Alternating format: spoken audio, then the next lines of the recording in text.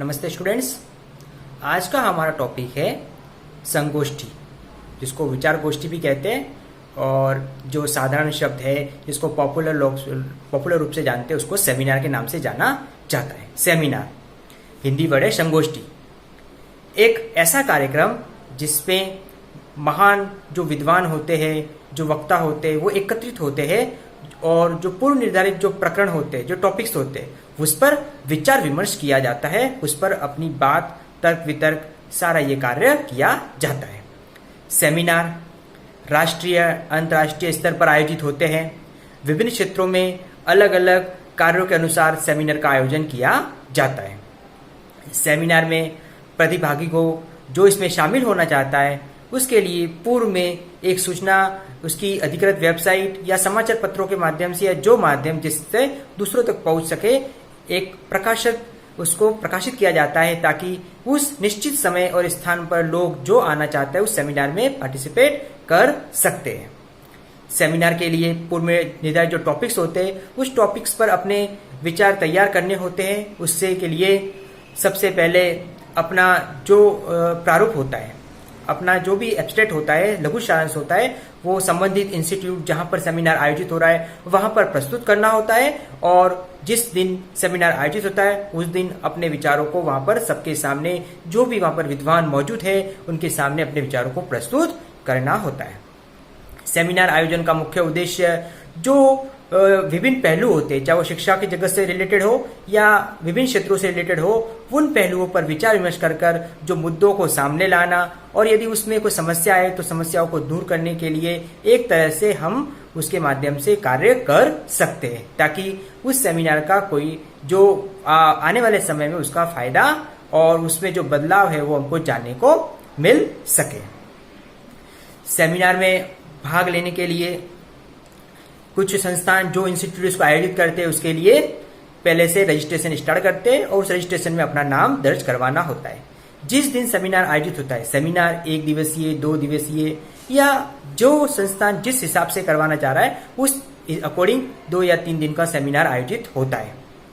Seminar के पूरा schedule तैयार किया जाता है, सुबह से लेकर शाम तक किस तरह से सेमिनार आयोजित करेंगे। सेमिनार के लिए एक अध्यक्ष का आयोजित किया जाता है। अध्यक्ष जो विद्वान वहां पर आते हैं उन्हीं में से एक अध्यक्ष बनाया जाता है, और सेमिनार अगर 1 से 2 दिन तक चलता है तो सेमिनार पे दूसरे दिन अलग अध्यक्ष बनाया जाता है। कहने का मतलब पूर्व में अध्यक्ष का चुनाव नहीं होता है, उसी दिन जिस दिन सेमिनार है अध्यक्ष का चुनाव होता है।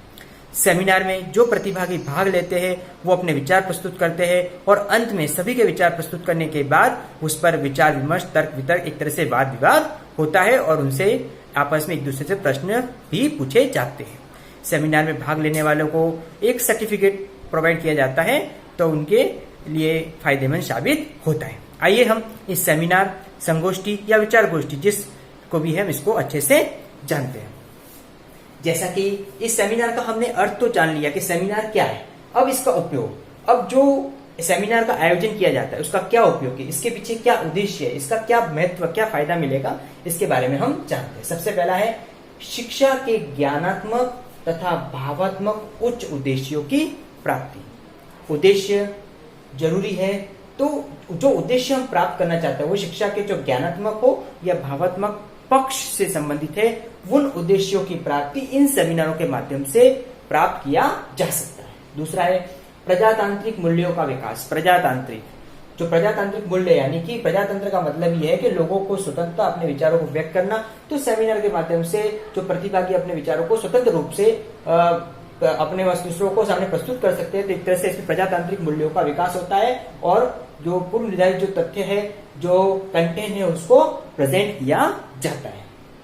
अगला है प्रस्तुतिकरण तथा तर्क की क्षमता का विकास। जो प्रेजेंटेशन करने के जो स्किल है और जो तर्क करने की स्किल है, वो स्किल का जो विकास है इस सेमिनार के माध्यम से सामने आता है। हम किसी भी कंटेंट को किस तरह से दूसरों के सामने प्रस्तुत कर सकते हैं, उस पर तर्क किस तरह से कर सकते हैं, इस तरह की क्षमता का विकास हमारे अंदर आता है। अगला है उत्तम प्रकार की अधिगम आदतों का विकास। सेमिनार के माध्यम से जो उत्तम प्रकार की अधिगम आदत है, सीखने की आदत, उसका विकास होता है, क्योंकि हम उस कंटेंट को के बारे में जानते हैं, समझते हैं, सीखते हैं, उसके लिए प्रयास करते हैं, तो सारी की सारी हम जिस तरह से क्रिया करते हैं वो क्रिया हमारे अधिगम स्तर को अच्छा बनाती है और हमारे अंदर एक अच्छी आदत का निर्माण या विकास होता है। अगला है, यह शिक्षार्थी केंद्रित होती है। सेमिनार जो है शिक्षार्थी केंद्रित होती है। शैक्षणिक जो सेमिनार आयोजित किए जाते हैं उन शैक्षणिक सेमिनारों का जो उद्देश्य होता है वो जो शिक्षा संबंधी जो समस्या है उस समस्या को दूर करना और शिक्षा के क्षेत्र में शिक्षा बालकों से जुड़ी हुई है, तो हम कह सकते हैं कि शिक्षार्थी केंद्रित होती है। अगला है, स्वतंत्र अध्ययन को यह प्रोत्साहित करती है। जो स्वतंत्र अध्ययन है यानी स्वतंत्र रूप से किस तरह से अध्ययन करना, इसको ये प्रोत्साहित करती है, क्योंकि सेमिनार के अंतर्गत सभी को स्वतंत्र रूप से अपने जो भी कंटेंट है, जो अपनी बात है, अपने विचारों को सामने रखने का मौका मिलता है। तो हम कह सकते हैं कि इस तरह से हर इंसान को अपनी अपनी जो स्वतंत्रता का यहाँ पर मौका मिलता है। अगला है, बोलने के कौशल का निर्माण। हर व्यक्ति में ये कौशल नहीं होता है और जिसके अंदर ये कौशल होता है वो सेमिनार में अपने बातों को प्रेजेंट कर सकता है। तो कहीं ना कहीं हम कह सकते हैं कि चाहे वो सेमिनार में भाग लेने वाला व्यक्ति हो या जो सेमिनार में नहीं भाग ले रहा है, भले वो उसको अटेंड कर रहा है, सिर्फ वहां उसको प्रेजेंट किया, उसने सिर्फ वहां पर बोला नहीं है, तो कहीं ना कहीं उस व्यक्ति के अंदर भी बोलने की आदत का भाव आएगा।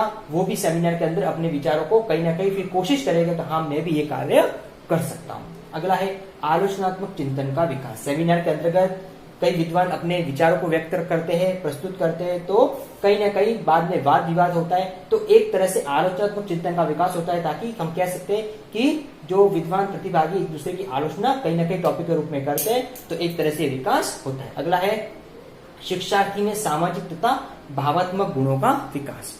जो सामाजिक तथा भावात्मक गुण होते हैं, जो समाज से रिलेटेड, जो अपनी भावनाओं से रिलेटेड, वो बच्चों में इस तरह के गुणों का विकास करना कहीं ना कहीं सेमिनार के माध्यम से संभव हो जाता है। अगला है, प्रकरण संबंधी निरीक्षण अनुभवों के प्रस्तुत करने का अवसर मिलता है। जो प्रकरण संबंधित जो भी तथ्य होते हैं, जो मैटर होते हैं, उसके बारे में अपने विचारों को हम किस तरह से दूसरों के सामने प्रस्तुत कर सकते हैं, दूसरों के विचारों का किस तरह से हम निरीक्षण कर सकते हैं, उसके बारे में जान सकते हैं, ये सारी इसकी सारी प्रक्रिया सेमिनार के माध्यम से होती है।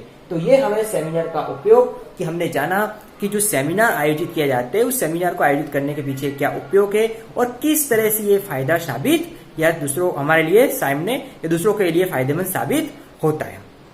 कुल मिलाकर जो शिक्षक प्रशिक्षण महाविद्यालय होते हैं, विश्वविद्यालय स्तर पर होते हैं, तो समय समय पर शैक्षणिक जो सम्मेलन, ये जो सेमिनार्स होते हैं, वो सेमिनार आयोजित किए जाते हैं और इन सेमिनार का उद्देश्य होता है कि शिक्षा जगत से जुड़ी हुई, शिक्षा के क्षेत्र से जुड़ी जो समस्या है वो समस्याओं पर विचार विमर्श करना, दूसरों की क्या प्रतिक्रिया रहती है, दूसरे अपने विचारों को किस तरह से प्रस्तुत करते हैं, इन सब बातों के बारे में जानना इन सेमिनारों के माध्यम से संभव हो पाता है। इसीलिए हमको शिक्षक होने के नाते समय समय पर यदि कोई ऐसे सेमिनार आयोजित होते हैं तो इस तरह के सेमिनारों में अपनी जो सहभागिता निभानी चाहिए और हमको भी उसमें शामिल होना चाहिए। Thank you. सेमिनार को बताते हुए इसके उपयोग को बताइए।